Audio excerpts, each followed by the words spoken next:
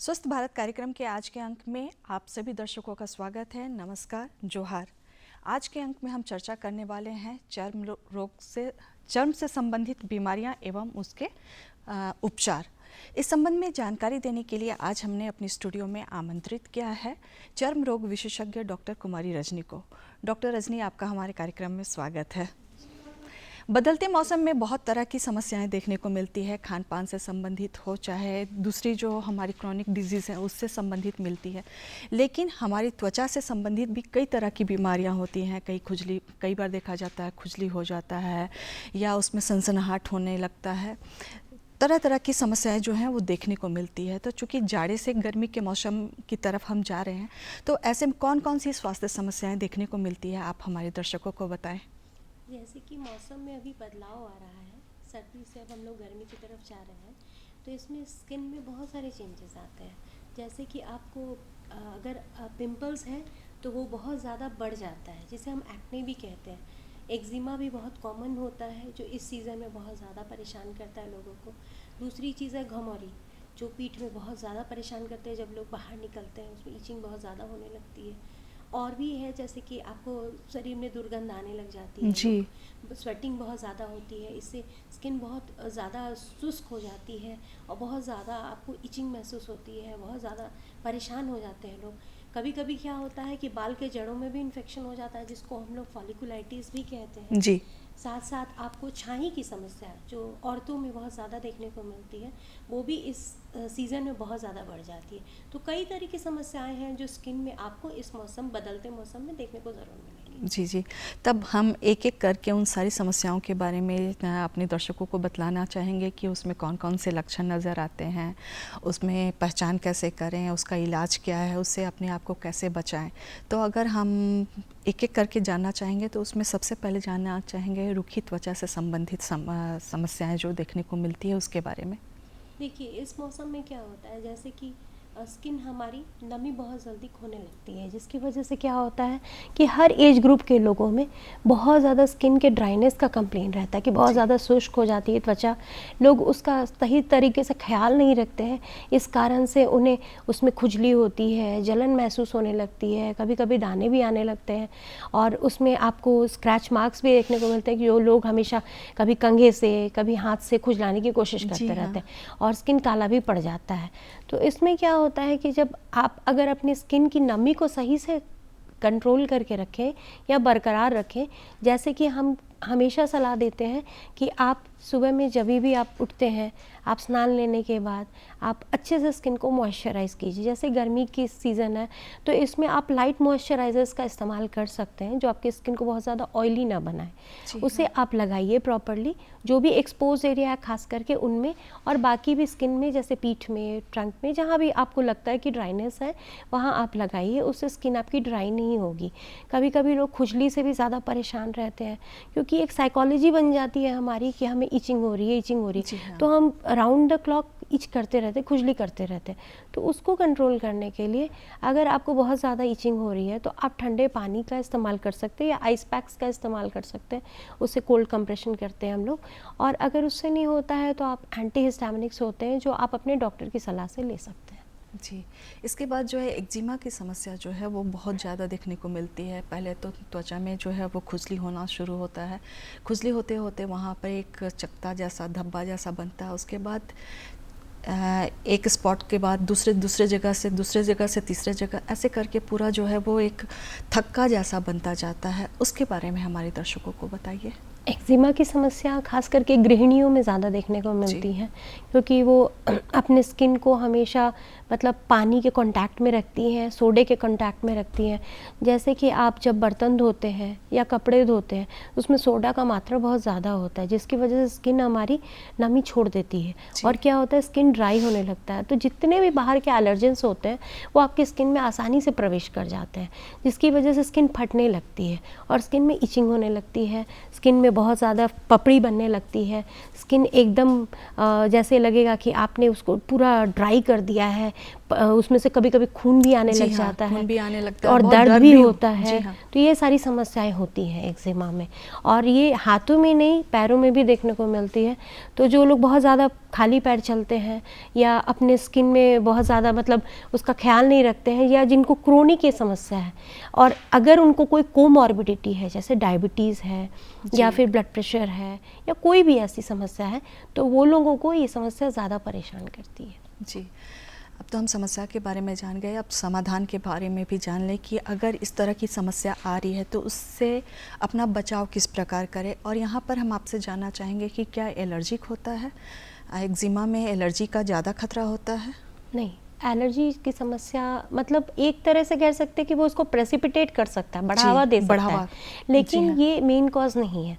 Eczema जो है, एक तो सबसे पहले आपकी स्किन ड्राई होने की वजह से होती जी। है।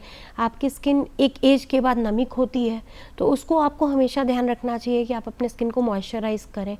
आप एलोवेरा युक्त जो भी इमोलिएंट्स है, क्रीम्स हैं, उसको लगाएं। अगर आपको इचिंग हो रही है तो कैलामाइन लोशन का इस्तेमाल आप कर सकते हैं। अगर आपके पास कुछ भी उपलब्ध नहीं है तो प्लेन नारियल का तेल जो हमारे घर में उपलब्ध है उसको भी आप लगाएंगे तो बहुत अच्छा मॉइस्चराइज़र है, जिसको लगाने से आपकी स्किन ड्राई नहीं होगी।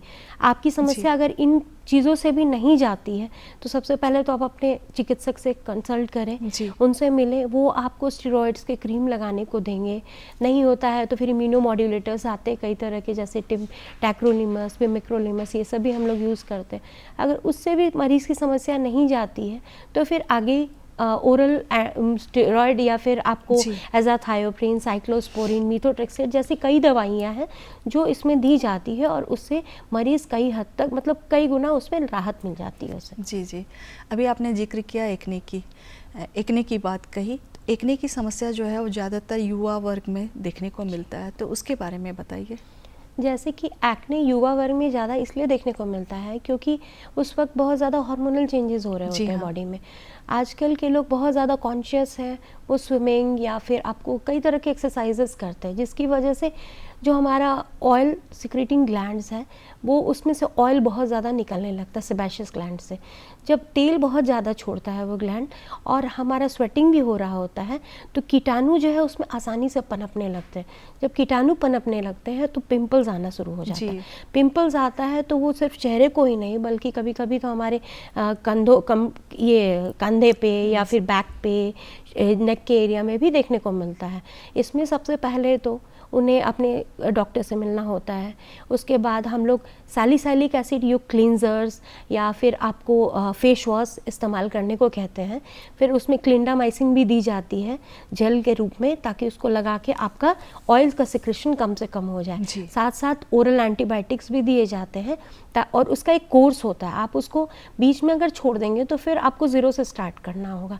तो अगर आप वो पूरा कोर्स करते हैं तो आपको गड्ढे नहीं आएंगे, पहली बात, आपके स्किन में दाग नहीं होंगे, आपका स्किन खराब नहीं होगा। तो एक क्वालिटी को मेंटेन करने के लिए आपको पिंपल्स से बचने के लिए हमेशा अपनी त्वचा का ख्याल रखना होगा। उससे 2 से 3 बार दिन भर में सैलिसाइलिक एसिड युक्त फेस वॉश से धोना होगा। बाल में रूसी नहीं होनी चाहिए, क्योंकि अगर वो पपड़ी आपके फेस पे गिरेगी तो पोर्स को ब्लॉक करेगी, और पोर्स अगर ब्लॉक होंगे तो कीटाणु आराम से पनपेंगे उसमें। तो इन सब चीज़ों का अगर आप ध्यान रखें, और तेल अपने बालों में कम से कम प्रयोग करें अगर आपको पिंपल्स की समस्या है तो, क्योंकि उससे आपके तेल वाले ग्रंथि जो है और ज़्यादा सक्रिय हो जाते हैं, जिसकी वजह से और ज़्यादा आपको पिंपल्स आते हैं। और खान पान का विशेष ध्यान रखें। जैसे अभी ये प्रूवन तो नहीं है, बट मिल्क प्रोडक्ट्स का इस्तेमाल अगर आप कम करते हैं तो भी पिंपल्स की समस्या कम से कम होती है। जी जी, अभी आपने कहा कि तेल का प्रयोग जो है वो कम से कम करें, क्योंकि अगर तेल जो है वो तेल ग्रंथियों को ज़्यादा एक्टिव करेगी और पिंपल्स की समस्या जो है, मुहासों की समस्या जो है वो ज़्यादा देखने को मिलेगी। लेकिन कहा जाता है कि जब सर में रूसी हो तो उसके ड्राइनेस को ख़त्म करने के लिए, उसके रूखेपन को ख़त्म करने के लिए तेल का प्रयोग करना है। और जब ज़्यादातर देखा जाता है, अभी आपने भी जिक्र किया कि अगर बाल में रूसी की समस्या है तो मुहासे आ सकते हैं। बिल्कुल। और रूसी को दूर करने के लिए हम तेल का प्रयोग करते हैं, तो अगर फिर तेल का प्रयोग करेंगे तो वो चेहरे पर तेल तो आएगा ही। तो ऐसे में कैसे किया देखिए, जाए? सबसे पहली बात तो ये एक भ्रांति है कि हमें जब रूसी हो जाए तो हमें तेल लगाना चाहिए। अगर आप तेल लगा रहे हैं तो आप उसको और बढ़ा रहे हैं, क्योंकि एक कीटाणु होता है जिसे मैलासेजिया फरफर भी बोलते हैं हम, तो वो क्या करता है, डैंड्रफ को बढ़ाता है, रूसी को बढ़ाता है। आप अगर उसे तेल दे रहे हैं तो आप उसे खाना दे रहे हैं। अगर आप वो उसे प्रोवाइड करेंगे तो उससे क्या होगा, आपकी डैंड्रफ और ज़्यादा बढ़ेगी। इसके मतलब बदले अगर आप एंटी डैंड्रफ शैम्पूज़ का इस्तेमाल करें और आप हफ्ते में अगर 2 बार एंटी डैंड्रफ शैम्पू का इस्तेमाल करते हैं और साथ साथ में आप एंटी फंगल भी लेते हैं, अगर आपको ज़्यादा रूसी है तो आपकी समस्या से आपको छुटकारा मिल जाएगा।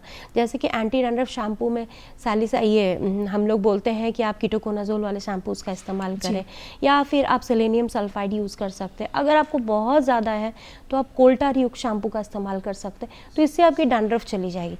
तो ये कभी भी नहीं करना चाहिए कि आप तेल लगा रहे हैं और आप अपनी रूसी को बढ़ावा दे रहे हैं, तो इससे आपकी रूसी तो बढ़ेगी ही बढ़ेगी, साथ साथ आपके पिंपल्स भी बढ़ जाएंगे। जबकि हम लोग हमेशा ऐसा ही करते हैं कि जैसे इतना बाल में रूसी हुआ उतना ही ज़्यादा तेल लगाते हैं कि अरे बाल ड्राई हो गया है और इस वजह से जो रूसी है वो बढ़ रहा है। तो हमारे जो दर्शक देख रहे हैं वो इस बात को ज़रूर से नोट करेंगे कि अगर बाल में रूसी है तो उसका इलाज दूसरा है, तेल का प्रयोग कम करना है। अब बात छाइयों की कर लें कि छाइयों की समस्या भी ज़्यादातर देखने को मिलती है महिलाओं में। जी, छाइयों में क्या होता है ना, हमारे मेलानोसाइट्स या मेलानोजोम्स जो होते हैं वो ज़्यादा बनने लगते हैं। उससे क्या होता है कि आपको जो स्किन को जो कलर देते हैं मेलानिन, वो एक जगह इकट्ठे होने लगती है और आपका चेहरा काला दिखने लगता है। धब्बे धब्बे में भी होता है, कभी कभी एक साथ पूरे चेहरे पे भी हो जाता है। इसमें क्या होता है कि आप धूप से तो एक नहीं बचा रहे होते अपने स्किन को, तो आप उसको और ज़्यादा डार्क कर रहे होते हैं। तो सबसे पहली बात, अगर आपको छाई है तो आप बिना डॉक्टर के सलाह के कोई भी क्रीम का इस्तेमाल ना करें, क्योंकि लोग जाते हैं और मेडिकल शॉप से कोई भी क्रीम उठा के और स्किन पे लगाना शुरू करते हैं, जिससे क्या होता है कई बार कि उन्हें जलन महसूस होती है, खुजली होने लगता है और उनका स्किन और ज़्यादा डार्क हो जाता है, क्योंकि उसमें स्टेरॉयड मिक्स किया रहता है। इससे क्या होता है कि रीबाउंड होता है, जैसे कि वो जितना कम नहीं होगा उससे ज़्यादा आपको बढ़ जाएगा। तो इसलिए छाई में अपने डॉक्टर की सलाह लें, वो आपको क्रीम्स देंगे जिसमें ट्रिपल कॉम्बिनेशन होता है। उसका भी एक ड्यूरेशन होता है, जैसे कि आप उसको मिनिमम 1 से 2 महीने लगाएं, उसके बाद वो क्रीम को चेंज कर दिया जाता है। उसमें हम कई तरह के ब्लीचिंग एजेंट्स का यूज़ करते हैं, जैसे कोजिक एसिड हुआ या ग्लाइकोलिक एसिड हुआ, या फिर आपको ट्रेटिनोइन का इस्तेमाल करते हैं। तरह तरह के क्रीम्स हैं, उसको हम लोग देते हैं। उससे भी अगर मरीज़ को फ़ायदा नहीं मिलता है तो उसमें पीलिंग के भी ऑप्शंस हैं, जैसे ग्लाइकोलिक एसिड पील हुआ, जेसनस पील हुआ, जो आपके चिकित्सक आपको ज़रूर बताएंगे। तीसरी बात हुई, अगर वो भी पेशेंट नहीं कराना चाहता तो आप लेज़र्स के लिए जा सकते हैं, जैसे IPL लेज़र होता है या फिर Nd:YAG का एलेक्जेंड्राइड लेज़र होता है। तो ये आप अपने चिकित्सक के परामर्श से ही कराएंगे और इसे किसी एक्सपीरियंस्ड या फिर अच्छे चिकित्सक से ही कराएं, ताकि आपकी स्किन खराब ना हो। और एक चीज़ जो सबसे इम्पॉर्टेंट है वो है सनस्क्रीन। अगर आप कुछ नहीं कर सकते तो आप अपने स्किन का ख्याल सबसे अच्छा सनस्क्रीन से रख सकते हैं।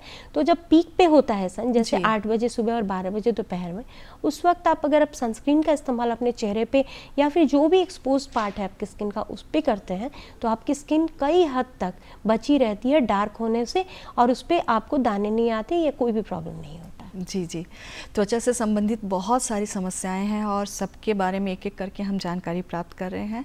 लेकिन अभी हाल में होली आने वाली है, और अगर होली से सबसे ज़्यादा प्रभावित होने वाला अंग है तो वो है हमारी त्वचा, हमारी जो स्किन है। तो उसके बारे में जानना चाहेंगे कि किस तरह के रंगों का प्रयोग हम करें, अपनी त्वचा को कैसे बचाएं, अगर गहरे रंग पड़ गए हैं तो उसको छुड़ाने के लिए कौन सा तरीका अपनाएं। देखिए, सबसे पहले तो होली आ रही है, इसके लिए मैं सभी को ढेर सारी शुभकामनाएं दूंगी कि आप होली को अच्छे से मनाएं, और ये खुशियों का पर्व है, इसमें किसी को भी ज़बरदस्ती रंग ना लगाएं, सबसे पहली बात। दूसरी बात, अगर आप रंगों का इस्तेमाल करते हैं तो नेचुरल कलर्स का इस्तेमाल करें, जैसे कि जो हल्दी से बना होता है, या पलाश के फूलों से, या फिर नीम के पत्तों से, या फिर कई तरह के फूल भी होते हैं, उनसे भी रंग बनाए जाते हैं। तो आप हमेशा नेचुरल कलर्स का इस्तेमाल करेंगे तो आप भी बचेंगे और दूसरे को भी बचाएंगे। अगर आप कलर्स का इस्तेमाल करते हैं जो आर्टिफिशियल कलर्स होते हैं, तो उसमें कई तरह के टॉक्सिक चीज़ें यूज़ की जाती हैं जो आपकी स्किन के लिए बहुत हार्मफुल है। जैसे कि आपको अगर वो काला रंग का इस्तेमाल बहुत लोग करते हैं तो उसमें लेड का इस्तेमाल होता है। जी हाँ। लेड जो होता है वो कभी कभी रीनल फेलियर, जैसे किडनी के फेलियर्स को भी करा सकता है। दूसरी चीज़ है, अगर आप हरे रंग का इस्तेमाल बहुत ज़्यादा होता है, उसमें आपको कॉपर सल्फेट होता है, वो भी स्किन के लिए अच्छा नहीं है, क्योंकि वो क्या करता है कि टेम्पररी ब्लाइंडनेस भी कराता है, जिससे लोग थोड़ी देर के लिए दिखता ही नहीं है किसी को, या फिर स्किन में एलर्जी करा देता है। तो कई तरह के हैं, जैसे आपको सिल्वर कलर है, उसमें एल्युमिनियम आयोडाइड मिक्स्ड है, तो वो क्या करता है, वो कार्सिनोजेनिक है, वो कैंसर तक कराता है। तो इन सब चीज़ों का भूल के भी इस्तेमाल ना करें, कोशिश करें खुद भी बचे, दूसरों को भी वैसे रंग ना लगाएं जिससे उनकी स्किन में परेशानी हो जाए या उनके आँखों में दिक्कत हो जाए। इन केस मान लीजिए कोई आपको वो कलर्स लगा दे या फिर, तो सबसे पहले तो आप निकलने से पहले मॉइस्चराइज करके निकलें स्किन को। कुछ नहीं है तो नारियल तेल पूरा लगा लें, फेस में अच्छे से सनस्क्रीन लगा लें, फेस को मॉइस्चराइज कर लें, आँखों में रंग ना जाए इसकी कोशिश करें। आँखों में रंग जाए तो तुरंत पानी डालें आँखों में। आप वो जैसे हमारे बाज़ार में बहुत तरह के क्या बोलें, आँखों में डालने वाली दवाइयाँ होती है, टीयर प्लस नाम की भी एक दवा, उसको डालें या गुलाब जल डाल लें, ताकि वो आपका जो भी जलन हो रहा है वो तुरंत से कम हो जाए। दूसरी बात, अगर आपके स्किन पे लग गई है कलर, तो सबसे पहले ठंडे पानी से धोए उसे, और तुरंत से उसे रगड़े नहीं तो स्किन में आपको रैशेज आ जाएंगे। और ठंडे पानी के साथ साथ आप बर्फ़ का भी इस्तेमाल कर सकते हैं। उसके बाद आप जो सबसे माइल्ड सोप या फिर क्लिंजर है उससे उसे पोंछ के साफ़ करने की कोशिश करें। अगर वो धीरे धीरे ही कोशिश करें, उसे छीलने की ज़रूरत नहीं है, स्किन आप धीरे धीरे भी साफ़ करेंगे तो वो साफ़ हो जाएगी। फिर आपको बेबी सोप्स अवेलेबल है, या फिर ग्लिसरीन युक्त सोप है, या फिर फेस वॉश है जिसमें एलोवेरा है, उससे आप स्किन को साफ़ करें। प्रॉपरली आपने अपने बालों को साफ़ करें ताकि वो बाल में जो भी कलर्स गए हैं वो निकल जाए और आपके बाल को डैमेज ना हो। बाल की ऑयलिंग ज़रूर करें आप होली खेलने से पहले, और कोशिश करें कि सेफ खेलें और दूसरों को भी सेफ रखें, क्योंकि इसमें आपको बहुत दिक्कत हो जाती है। कई लोगों को तो इतनी प्रॉब्लम होने लगती है कि वो उन्हें समझ नहीं आता कि क्या करें। कुछ रंग में तो ऐसी चीज़ें होती हैं जिससे सांस लेने में भी कठिनाई होने लगती है और लोगों को दमा की शिकायत जो है वो बढ़ जाती है। तो हमें खुशी का त्यौहार खुशी के रूप में ही मनाना चाहिए और किसी के साथ ज़बरदस्ती नहीं करना चाहिए। सबसे बड़ी बात है कि किसी के साथ ज़बरदस्ती नहीं करना चाहिए, प्यार का रंग प्यार से लगाना चाहिए। और हमेशा हमें कोशिश करनी चाहिए कि जो रंग है, जैसा कि आज हमारी विशेषज्ञ ने बताया कि जो रंग है वो अगर प्राकृतिक रूप से बनाए हुए हों तो वो और भी अच्छा है। इसके बाद हम बात करना चाहेंगे खुजली की समस्या। खुजली की समस्या भी जो है वो बदलते मौसम में सबसे ज़्यादा देखने को मिलती है। उसमें क्या होता है कि अगर घर के एक सदस्य में खुजली की समस्या आ रही है तो घर के दूसरे सदस्य में भी उसको देखने को मिलता है, यानी फैलने की संभावना जो है संक्रामक रूप से देखने को मिलती है। इसके बारे में कैसे बचाव किया जा सकता है? देखिए, सबसे पहले तो जो बच्चे स्कूल जाते हैं उनमें भी ये होता है, या फिर हम लोग कहीं एक साथ, जैसे आपको बहुत क्राउडेड जगह है जहाँ बहुत ज़्यादा लोग हैं और किसी एक को भी अगर वो हो गई तो उसे हम स्केबीज़ भी कहते हैं। तो उसमें क्या होता है, फैलता बहुत तेज़ी से है, बहुत तेज़ी से। तो उसमें क्या होता है कि आपको ये इसमें नॉक्टर्नल ईचिंग की कंप्लेंट देता है पेशेंट कि मुझे रात में बहुत ज़्यादा ईचिंग होती है, और इसका एक सर्कल होता है जिसे हम सर्कल ऑफ हेब्रा भी बोलते हैं। तो ये आपको उंगलियों के बीच से शुरू होती है और फिर ये पूरे बॉडी में धीरे धीरे इस किनारे से फैलते चली जाती है और पूरे बॉडी में आती है। तो इसमें सबसे पहले आपको ये करना है कि जिन लोगों को भी स्केबीज़ है, इसमें सबसे पहले पूरे परिवार का इलाज एक साथ किया जाता है। इसमें आपको परमेथ्रिन या गामा बेंजीन हेक्साक्लोराइड नाम के लोशंस आते हैं, वो लगाने को दिए जाते हैं, जिससे कहा जाता है कि रात भर आप लगा के छोड़ें अपने बॉडी में, गर्दन से नीचे, फेस पे नहीं लगाना है। और ये ध्यान रखें उसे रात भर लगा छोड़ना है, सुबह उठ के उससे साबुन पानी से धो लेना, और वो साबुन जो है वो भी परमेथ्रिन युक्त ही होना चाहिए, ताकि आपको वो लॉन्ग टर्म जैसे 1 से 2 हफ्ते में थोड़ा बहुत भी कीटाणु बचा वो चल जाए। और साथ साथ आपके जितने भी बेडिंग्स हैं, क्लोथ्स हैं जो आप पहन रहे हैं या फिर बिछा रहे हैं, ओढ़ रहे हैं, उनको भी अच्छे से साफ़ करना होता है प्रॉपरली नेक्स्ट डे। साथ साथ ये भी ध्यान रखना है कि बच्चों को जो कि 5 साल से कम के हैं उसमें आप परमेथ्रिन का इस्तेमाल कराएं, वो भी चिकित्सक की सलाह से। आप उन्हें गामा बेंजीन हेक्साक्लोराइड बिल्कुल ना दें, क्योंकि उसका सिस्टमिक एब्जॉर्प्शन होता है, तो बच्चों के लिए वो हानिकारक है। तो अगर आप एंटीहिस्टामिनिक्स के साथ साथ इन सब दवाओं का इस्तेमाल करेंगे तो इससे सारे परिवार को एक साथ इस परेशानी से छुटकारा मिल जाता है। और साथ साथ नहाने के बाद मॉइस्चराइज़र ज़रूर लगाएं, और वो भी लगातार 1 से 2 हफ्ते लगातार लगाएं, ताकि ईचिंग थोड़ी सी भी ना रह जाए, इससे कंट्रोल हो जाए। हम अपने कार्यक्रम में लगातार मॉइस्चराइज़र की बात कर रहे हैं। इसका मतलब ये नहीं कि मॉइस्चराइज़र आप बाज़ार से जो महंगी जो मॉइस्चराइज़र आती हैं उसी का प्रयोग करें। घर में जो उपलब्ध तेल है, नारियल का तेल जो आसानी से उपलब्ध है, उसका भी प्रयोग कर सकते हैं और अपने शरीर को मॉइस्चराइज़ कर सकते हैं। बिल्कुल। क्या मानसिक बीमारियों का भी हमारी त्वचा पर असर पड़ता है? बिल्कुल बढ़ता है। जैसे जिन लोगों को डिप्रेशन है जी। या जो लोग मतलब मनोरोग से मतलब ग्रसित हैं, उन लोगों को जैसे उनका स्किन भी बहुत ज़्यादा डल हो जाता है। वो एक तो प्रॉपर केयर नहीं कर पाते अपने स्किन का प्रॉपर रख रखाव नहीं होने से स्किन हमारी ड्राई होने लगती है। स्किन का जो आपको ग्लो होता है वो ख़त्म होने लगता है। जैसे देखिए, ये कहावत है कि जो हम खाते हैं और जो हम सोचते हैं वो हमारी त्वचा पे दिखता है। तो अगर आप परेशान हैं या डिप्रेशन में हैं या फिर आपको किसी तरह की परेशानी है, बीमारी है, तो उसमें अगर आप खुद से नहीं कर सकते तो आपके जो भी आपके संबंधी हैं, जो भी लोग हैं आपके साथ जी करके, वो लोग अगर आपका थोड़ा भी ध्यान रखते हैं, जैसे आपके खान पान का या आपके पहनावे का या फिर आपके स्किन का, अगर वो आपको थोड़ा भी अगर मदद कर देते हैं तो आपकी स्किन अच्छी हो जाती है। और इसमें सबसे ज़रूरी है कि स्किन को साफ़ रखना होता है। अगर आप गंदगी रखेंगे तो आपको तरह तरह के स्किन के प्रॉब्लम्स होंगे। इसीलिए गंदा नहीं रहना है, साफ़ सफाई रखना है, रोज़ नहाना है, रोज़ स्किन का केयर करना है, अच्छा खान पान लेना है और पानी का इंटेक अच्छा होना चाहिए ताकि आपकी स्किन ग्लो करे। और जी, जी। हरी साग सब्जियाँ खानी है ताकि स्किन अच्छी रहे। जी। कुछ ऐसी भी बीमारियां हैं जिनका हमारी त्वचा पर असर देखने को मिलता है? जी ज़रूर है, जैसे कि ब्रोंकियल अस्थमा, जी। दमा की समस्या हुई या फिर शुगर जिन लोगों को है, उन लोगों की स्किन बहुत ज़्यादा ड्राई हो जाती है। जो लोग इन्हेलर्स लेते हैं तो इन्हें इचिंग की कंप्लेंट बहुत ज़्यादा होती है। वो एक्चुअली उनकी स्किन नमिक होने लगती है। उन लोगों का आपका जो एपिडर्मल बैरियर फंक्शन है वो मेंटेन नहीं रहता है, तो स्किन में बाहर से एलर्जन आसानी से एंटर कर जाते हैं, जिसकी वजह से वो लोग हमेशा खुजली से परेशान रहते जी हैं। हाँ। दाने आने लग जाते हैं। वो लोग हर वक्त एकदम आपको परेशान दिखेंगे, अपने आप में ही उलझे रहते हैं।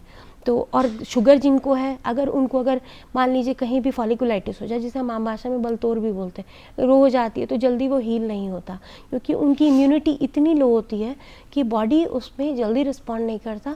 और वो कभी कभी वो घाव इतना बढ़ जाता है कि कभी कभी अल्सर का रूप या मतलब बहुत ज़्यादा परेशान कर देता है। इसलिए ज़रूरी है कि आप अपने शुगर को या फिर जो भी कोमॉर्बिडिटी है उसको भी कंट्रोल करें और साथ साथ अपने स्किन का ख्याल रखें ताकि वो बढ़े नहीं, क्योंकि आपकी इम्यूनिटी ऑलरेडी लो रहती है। जी हाँ। इसलिए ये ध्यान ज़रूर रखें। जी, जी। अभी अभी आपने जिक्र किया बलतोड़ का, तो बलतोड़ के बारे में बताएं कि बलतोड़ में ज़्यादातर देखा जाता है कि एक हल्का सा फुंसी हुआ, वहाँ से घाव शुरू हुआ और वो बढ़ते बढ़ते पूरा थक्का का रूप ले लेता है। तो अगर कोई मरीज़ उससे ग्रसित है तो उसके इलाज के लिए उसको क्या करना चाहिए? सबसे पहले तो अगर आपको कहीं भी अगर छोटा सा भी फुंसी देखने को मिल रहा है तो आप उससे खुद से इलाज करने की कोशिश ना करें, अपने डॉक्टर से ये कंसल्ट हाँ। करें, उनसे मिले।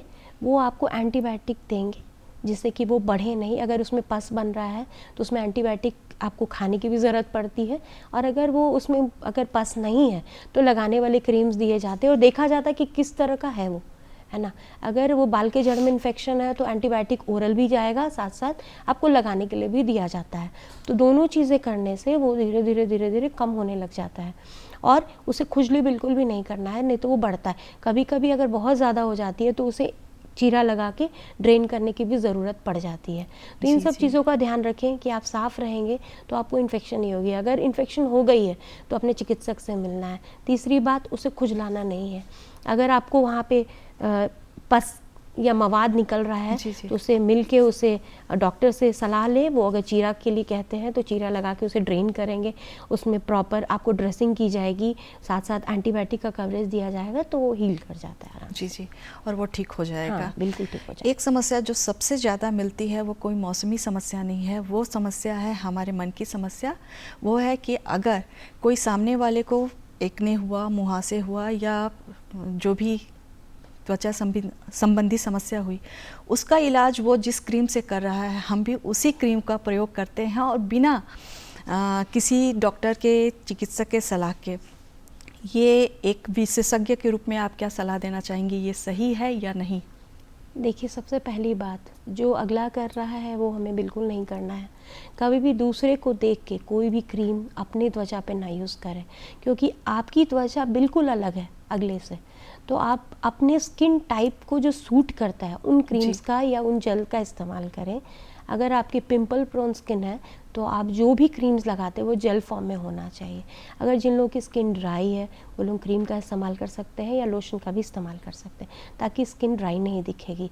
दूसरी बात, अगर कोई क्रीम आपने किसी और को देख के लगा लिया है जी हाँ। तो ये ध्यान रखिए कि उसमें अगर आपको खुजली होने लग जाए या जलन होने लग जाए तो उसको दोबारा नहीं लगाना है, क्योंकि वो कभी कभी ऐसा होता है कि वो आपके पूरे फेस में धीरे धीरे एलर्जी करा दे या लालीपन आने लग जाए, जलन होने लग जाए। तो इन सब चीज़ों से बचना है। तो कभी भी किसी का दिखावा या फिर किसी का देख को कोई क्रीम नहीं लगाना है। कभी कभी क्रीम्स में बहुत सारे हानिकारक केमिकल्स मिलाए जाते हैं।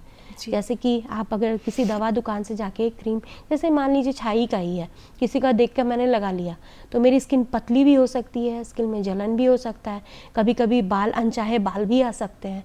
तो इन सब चीज़ों का हमेशा ध्यान रखें कि अपने स्किन टाइप को जो सूट करे वो क्रीम का इस्तेमाल करें, दूसरों का देख के कभी भी क्रीम का इस्तेमाल ना करें। और जब भी कोई क्रीम लगाएं उसे कान के पीछे पहले 5 से 10 मिनट लगा के छोड़ें, देखिए उसमें किसी तरह की कोई सेंसेशन जैसे खुजली, जलन, लहर ना हो, तभी उसे अपने फेस पे लगाएं। ऐसे कोई भी क्रीम नहीं लगाना चाहिए। जी। डॉक्टर रजनी, आप हमारे बीच में आई और त्वचा संबंधी इतनी सारी जानकारियाँ दी, इसके लिए आपका धन्यवाद। और हम आशा करते हैं कि हमारे दर्शक आज की इस चर्चा से ज़रूर लाभ उठाएंगे। हमें दे आज्ञा। जोहार। जोहार।